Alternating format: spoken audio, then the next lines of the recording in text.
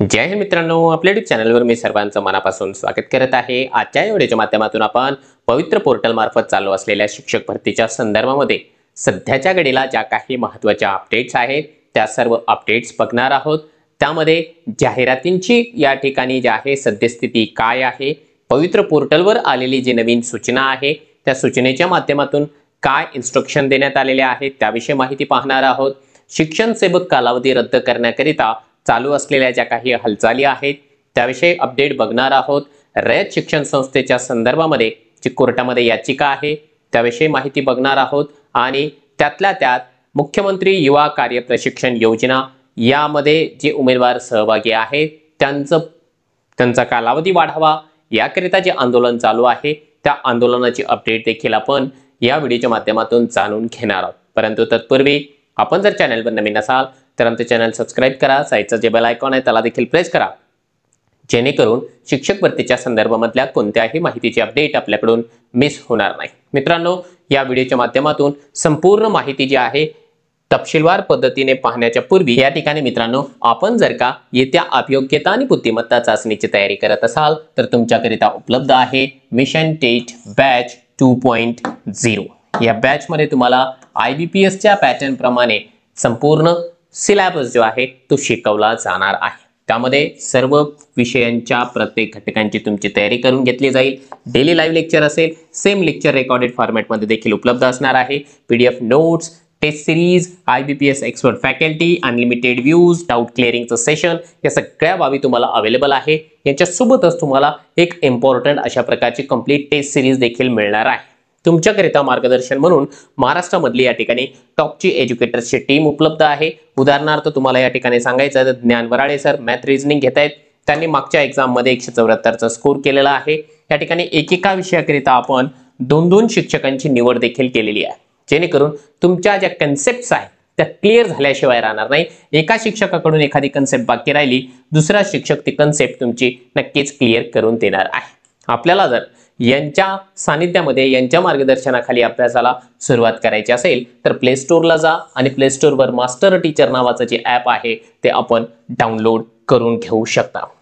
हे जे ॲप आहे ते अगदी सहज सोपं आहे हँडल करण्याकरिता। मित्रांनो बघा, कालच्या तारखेला एक गुड न्यूज आपल्याकरिता या ठिकाणी पवित्र पोर्टलला पाहायला मिळालेली आहे आणि ती गुड न्यूज म्हणजे काय आहे, ज्या गोष्टीची आपण आपल्या परीने प्रतीक्षा करत होतो, ही 6 तारखेची नोटीस आहे, प्रेस नोट आहे आणि ही जी प्रेस नोट जी काही जाहिरात येणं अपेक्षित आहे त्या जाहिरातीच्या संदर्भामध्ये सांगण्यात आलेली आहे।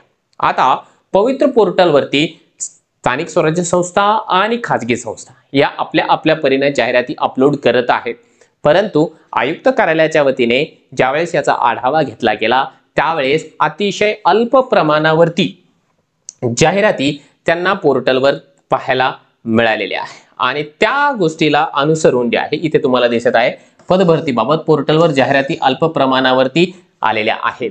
त्यामुळे आता आयुक्त महोदयांनी या ठिकाणी या गोष्टीची गंभीर दखल घेतलेली आहे आणि गंभीर दखल घेऊन यांना एक टाइम लिमिट देण्यात आलेला आहे। आता जी काही जाहिरात आहे हा पॉइंट जर का आपण या ठिकाणी बघितलं, सदर जाहिरातीसाठी पवित्र पोर्टलवर दिनांक 20 फेब्रुवारी 2025 पर्यंत मुदत देण्यात येत आहे। म्हणजे या ठिकाणी क्लिअर इन्स्ट्रक्शन देण्यात आलेले आहे की पवित्र पोर्टलवरती जाहिराती या 20 फेब्रुवारी पर्यंत अपलोड करून देण्यात याव्या। आता खऱ्या अर्थानं मित्रांनो जाहिराती फारच कमी प्रमाणावरती आपल्याला पवित्र पोर्टलवरती सध्या अपलोड होताना दिसत आहेत।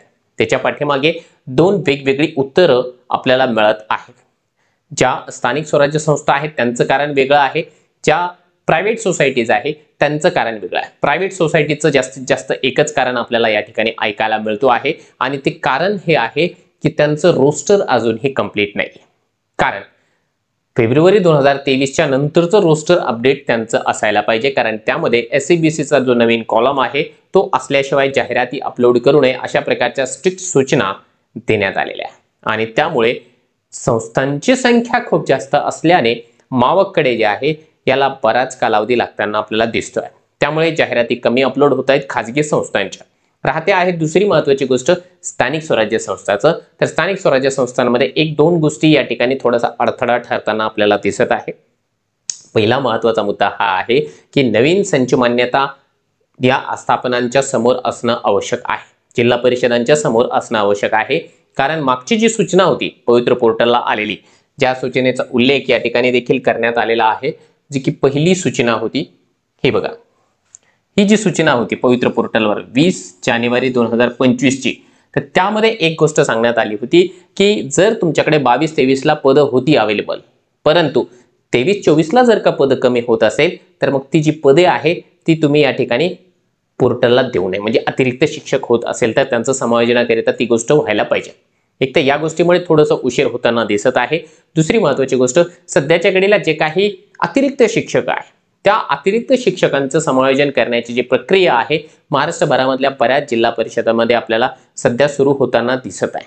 काही प्रमाणावरती तर आंतरजिल्हा बदली देखील करा या प्रकारची मागणी देखील होताना दिसत आहे आणि तसं होऊ देखील शकतं. या कारणामुळे थोडंसं डिले आपल्याला होताना दिसत आहे, परंतु आपल्या सर्वांसाठी अतिशय आनंदाची गोष्ट हीच आहे की यांना 20 तारखेची मर्यादा देण्यात आलेली आहे. 20 तारखेपर्यंत त्यांना जाहिरात कोणत्याही प्रमाणावरती अपलोड करून द्यावीच लागणार आहे. बऱ्याच जिल्ह्यांमध्ये जे आहे रोस्टर कंप्लीट करून देण्याकरिता या ठिकाणी कॅम्प लावल्याची माहिती देखील मिळत आहे. ती देखील आपल्यासाठी समाधानकारकच बाब आहे. दुसरी महत्त्वाची माहिती आपण जर का पाहण्याचा प्रयत्न केला,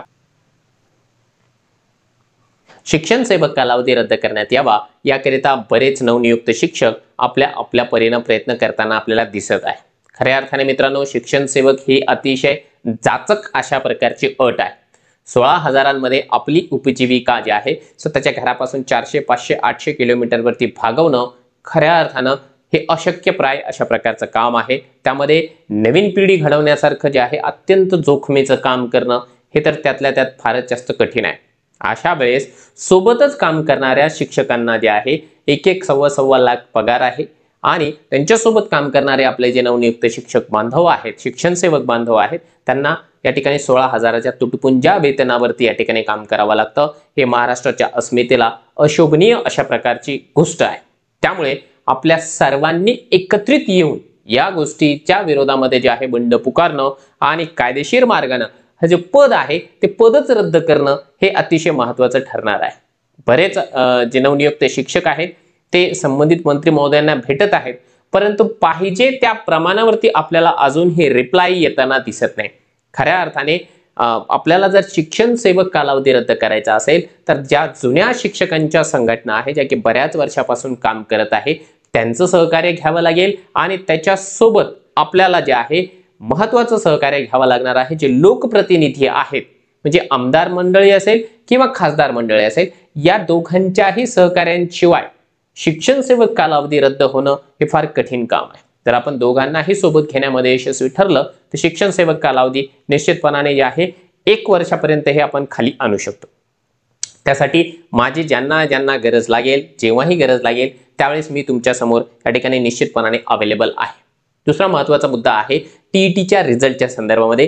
टीईटीच्या रिझल्टच्या संदर्भामध्ये जर आपण अपडेट मागण्याचा प्रयत्न केला तर 6 तारखेपर्यंत जो अंतरिम निकाल लागला होता त्या अंतरिम निकालावरती ऑब्जेक्शन मागवण्याची प्रक्रिया कंप्लीट झालेली आहे. आता इथून पुढे त्या गोष्टींचं अनालिसिस होईल आणि येत्या 8-10 दिवसांमध्ये टीईटीचा जो अंतिम निकाल आहे तो आपल्याला पाहायला मिळू शकतो.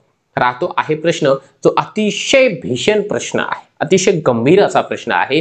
रयत शिक्षण संस्था सातारा या ठिकाणी निवड झालेले आपले जे नवनियुक्त शिक्षक आहे जे की डॉक्युमेंट व्हेरिफिकेशन पासून ही आतापर्यंत वंचित आहे, त्या उमेदवारांचं काय?